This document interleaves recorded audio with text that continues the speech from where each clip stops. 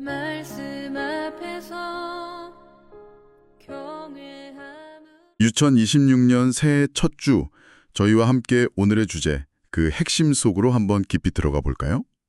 오늘의 주제는 바로 거룩입니다. 아마 새해 결심 목록에 거룩하게 살기 이거 적었다가 작심삼일로 끝나면서 나는 왜 이거밖에 안 될까 하고 자책했던 경험 다들 한 번쯤 있으실 거예요. 만약 그렇다면 오늘 이야기가 아주 특별한 위로 그리고 또 새로운 관점을 열어줄 겁니다. 오늘 저희가 살펴볼 설교가 요한일서 3장을 본문으로 한 거룩은 본능입니다 라는 제목인데요. 주장이 정말 파격적이에요. 네, 거룩은 막 노력하고 애써서 얻어내는 게 아니라 우리 안에 심겨진 새로운 생명이 자연스럽게 반응하는 뭐랄까 본능이라는 겁니다. 그렇죠. 이 끊임없는 실패감에서 벗어나서 내 안의 그 고통 속에서 오히려 내가 살아있구나 하는 징조를 발견하는 시간이 될 겁니다. 자, 그럼 이 설교 속으로 본격적으로 들어가 보죠. 네, 이 설교가 아주 흥미로운 지점은요. 거룩이라는 어찌 보면 굉장히 무겁고 좀 뜬구름 잡는 것 같은 주제를 본능이라는 굉장히 생물학적이고 역동적인 개념으로 풀어낸다는 점이에요. 네네. 특히 이 문제를 하나님의 씨, 그러니까 생명이라는 키워드를 통해 접근하거든요. 이건 단순히 개인의 도덕적인 분투, 그 이상을 이야기하는 거죠. 설교는 성경 전체를 하나의 거대한 이야기로 보고 그 속에서 계속 반복되는 패턴이나 주제를 따라가면서 본문을 해석하는 방식을 쓰고 있습니다. 잠시만요. 그 성경 전체를 하나의 거대한 이야기로 본다는 접근 방식이요? 청취자분들을 위해 조금만 더 설명해 주실 수 있을까요? 저희가 보통 성경 읽는 방식하고는 조금 다른 것 같은데요. 네. 좋은 질문입니다. 이걸 보통 성경 신학적 접근이라고 부르는데요. 어렵게 생각할 것 없이 그냥 성경 66권을 각기 다른 책들의 모음집이 아니라 창세기부터 요한계시록까지 하나의 일관된 줄거리를 가진 대하 드라마로 읽는 방식이라고 생각하시면 쉬워요. 대하 드라마요. 네. 이 드라마에는 주인공도 있고 계속해서 반복되는 중요한 상징이나 주제, 모티브라고 하죠. 그런 게 있는 거죠. 예를 들면 하나님의 씨라는 주제가 창세기에서 어떻게 시작해서 이스라엘 역사를 거쳐 예수님에게서 어떻게 성취되고 또 오늘 우리에게까지 어떻게 이어지는지 그걸 추적하는 겁니다. 와, 이렇게 읽으면 성경의 각 부분이 그 거대한 그림 속에서 어떤 의미를 갖는지 훨씬 입체적으로 이해하게 되는 거죠. 그렇군요. 성경을 한 편의 드라마처럼 읽는다니 오늘 분석이 훨씬 더 흥미진진해지는데요. 좋습니다.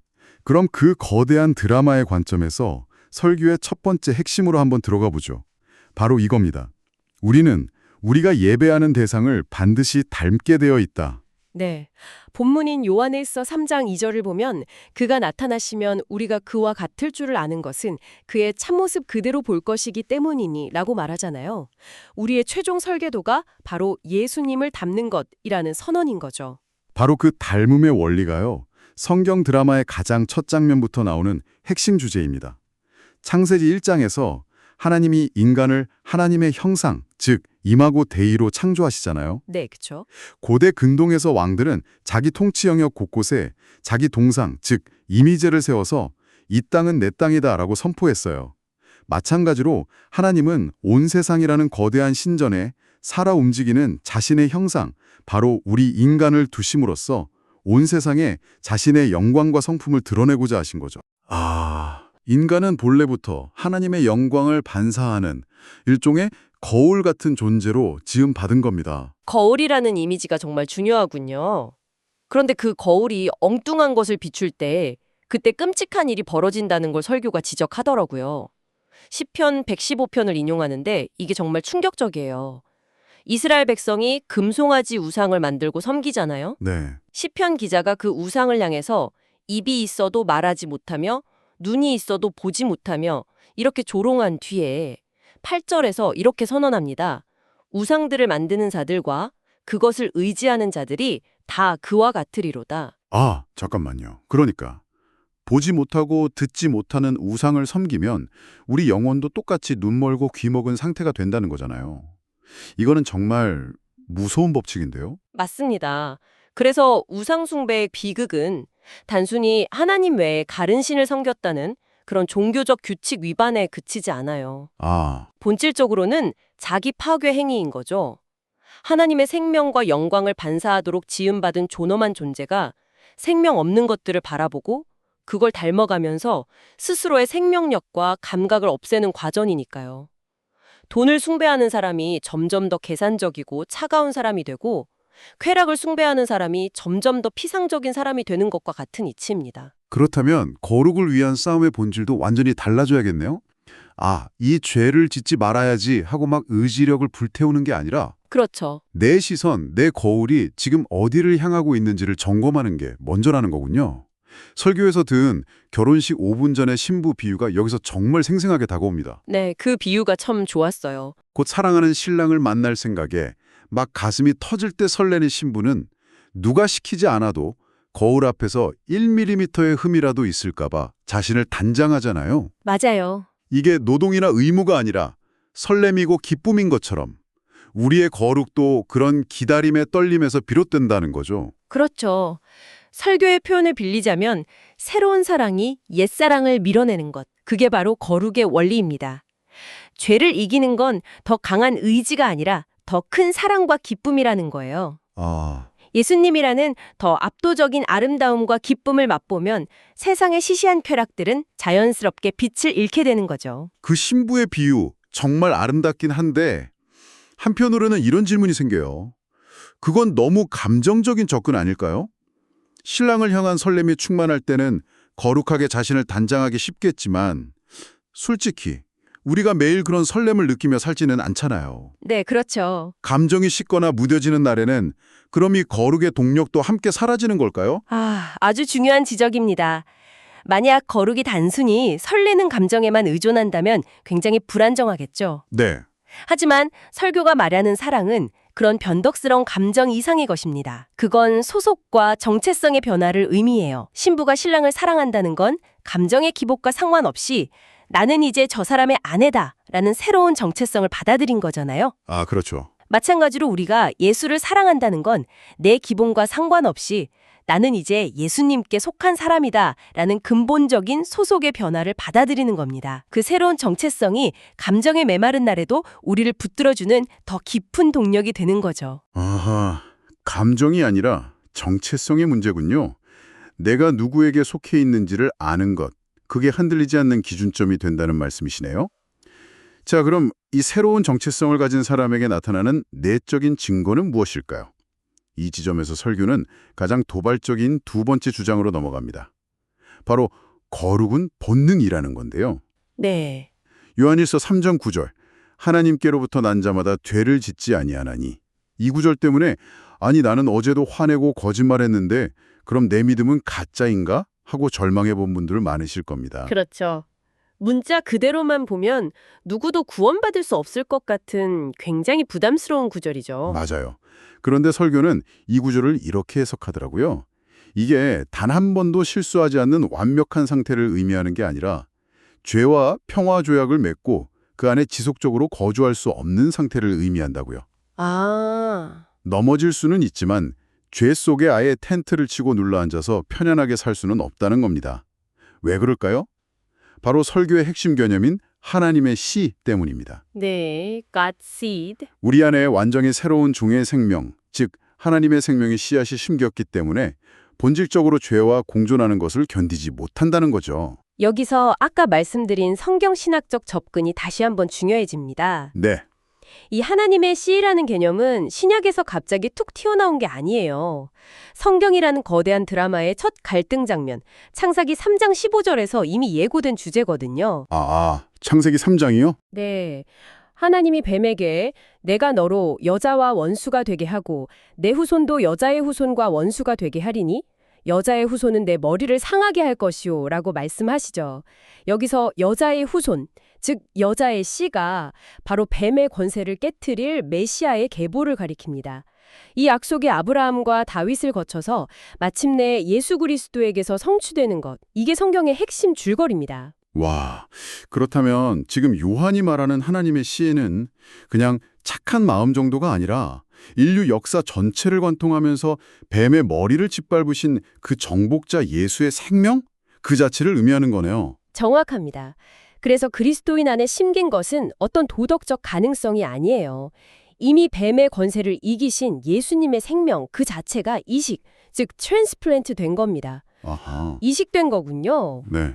사과나무 씨앗을 심으면 사과나무의 본능에 따라서 사과가 열리듯 우리 안에 예수의 생명이 심겼기에 죄를 밀어내는 거룩한 본능이 작동하기 시작하는 거죠. 그래서 우리의 싸움은 나의 노력이 아니라 내 안에 그 생명을 공급하는 힘으로 싸우는 은혜의 노력이 되는 겁니다. 바로 그 지점에서 설교가 우리 경험에 직접 말을 걸어요. 혹시 죄를 짓고 나서 잠 못 이루고 가슴이 답답하고 미칠 듯이 괴로웠던 적이 있습니까? 마치 독감 걸린 환자처럼 영혼이 끙끙 앓았던 경험 말입니다. 그러면서 정말 놀라운 비유를 드는데 그 고통과 죄책감은 우리가 실패했다는 증거가 아니라 오히려 우리 안에 하나님의 씨가 죄라는 바이러스와 싸우면서 일으키는 거룩한 발열이라는 겁니다. Holy fever. 네, 내가 살아있다는 생명의 비명이라는 거죠. 이 표현을 듣는데 정말 머리를 한 대 맞은 것 같았어요. 내가 그토록 지긋지긋하게 여겼던 그 죄책감과 영적 고통이 사실은 내가 살아있다는 가장 강력한 증거였다니요. 그렇죠. 시체는 아픔을 느끼지 못한다는 설교의 비유처럼 영적으로 죽어 있다면 주위에 대해 아무런 고통도 느끼지 못할 겁니다. 그 내적인 투쟁과 아픔 자체가 내가 하나님께 속했다는 가장 확실한 내적 증거가 된다는 것. 이게 바로 요한일서가 주는 가장 큰 위로 중 하나죠. 하지만 이런 생각도 들어요. 그게 거룩한 발열인지 아니면 그냥 심리적인 죄책감이나 건강하지 못한 완벽주의에서 오는 불안감인지 어떻게 구분하죠? 자칫 잘못하면 모든 종류의 영적 고통을 미화하고 아파하는 걸 보니 나는 살아있군 하면서 문제 해결 노력 없이 현실에 안주엉이 될 위험은 없을까요? 굉장히 날카로운 질문입니다. 실제로 신학적으로도 거룩한 고뇌와 병적인 자기 혐오를 구분하는 건 중요한 문제거든요. 네네. 설교의 핵심은 고통 그 자체를 긍정하는 게 아니라 그 고통의 방향성을 보라는 겁니다. 방향성이요? 네. 거룩한 발열은 결국 우리를 회개와 치유의 방향으로, 즉 하나님께로 더 가까이 나아가게 만들어요. 아프기 때문에 의사를 찾게 되는 것처럼요. 반면에 병적인 죄책감이나 자기 혐오는 우리를 절망과 무기력 속에 가두고 하나님으로부터 멀어지게 만들죠. 나는 틀렸어. 어차피 안 돼. 이런 생각으로요. 따라서 내 안의 고통이 나를 어디로 이끌고 있는지를 살펴보는 것. 이게 중요한 분별의 기준이 될 수 있습니다. 방향성이군요. 나를 하나님께로 이끄는 고통인가 아니면 나를 절망 속에 가두는 고통인가 아주 실제적인 기준이네요. 자, 이렇게 내 안에서 거룩한 발열이 일어난다는 것은 이 싸움이 단순히 나 혼자만의 내면적인 갈등이 아니라는 걸 암시하는 것 같아요. 맞습니다.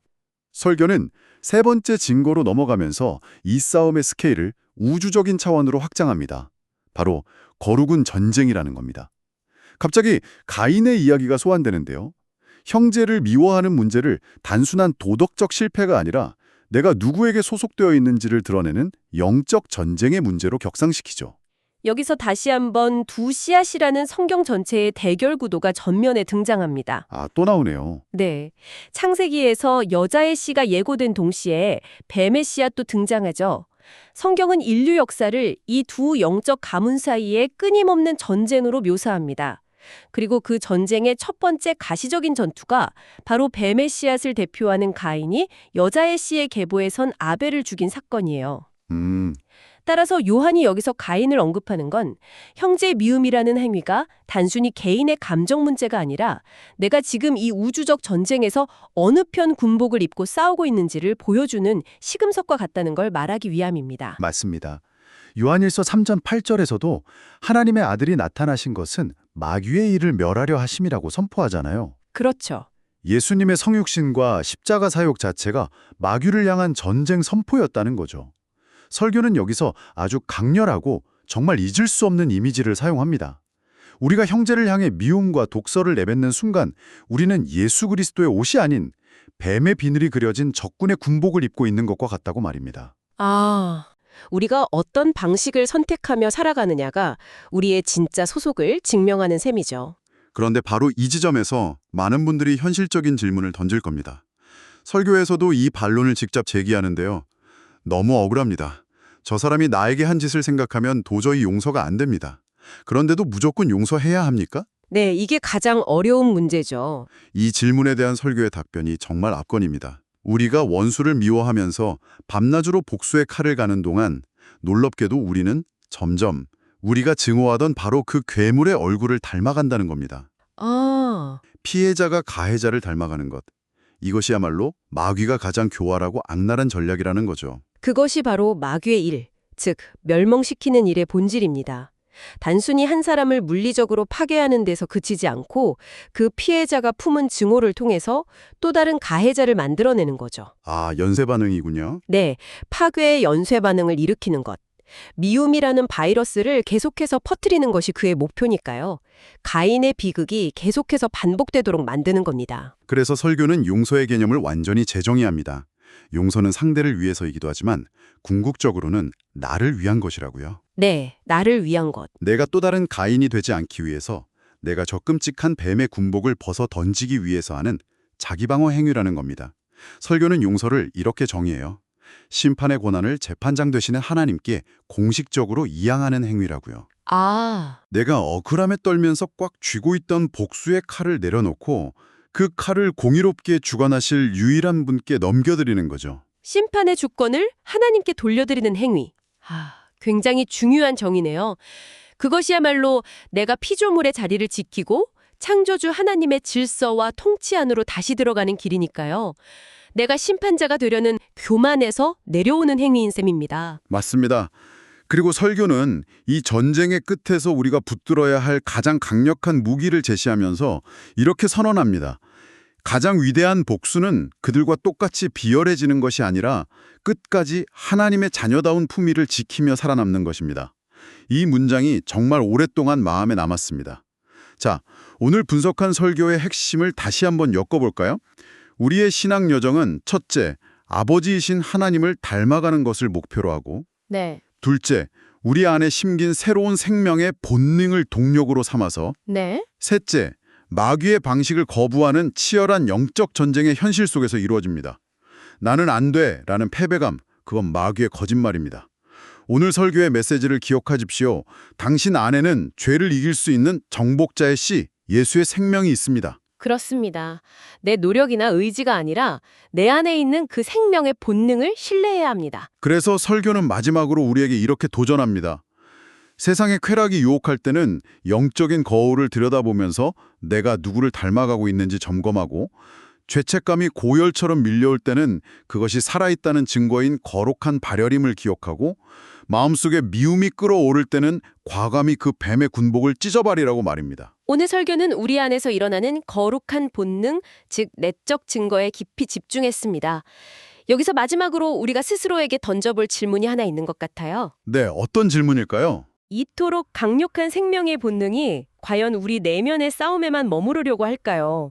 성경 전체를 보면 하나님의 씨는 안으로만 파고드는 게 아니라 반드시 밖으로 자라나서 열매 맺고 세상을 변화시키는 생명으로 묘사되거든요.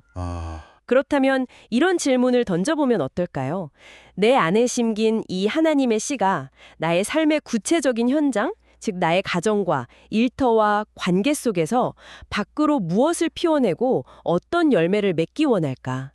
이 생명은 지금 어디에서 어둠을 밀어내고 새로운 창조를 이루기 원할까? 거룩한 본능이 이끄는 싸움의 최전선이 어디인지 그 질문을 안고 새해를 시작해 보시는 것도 좋겠습니다.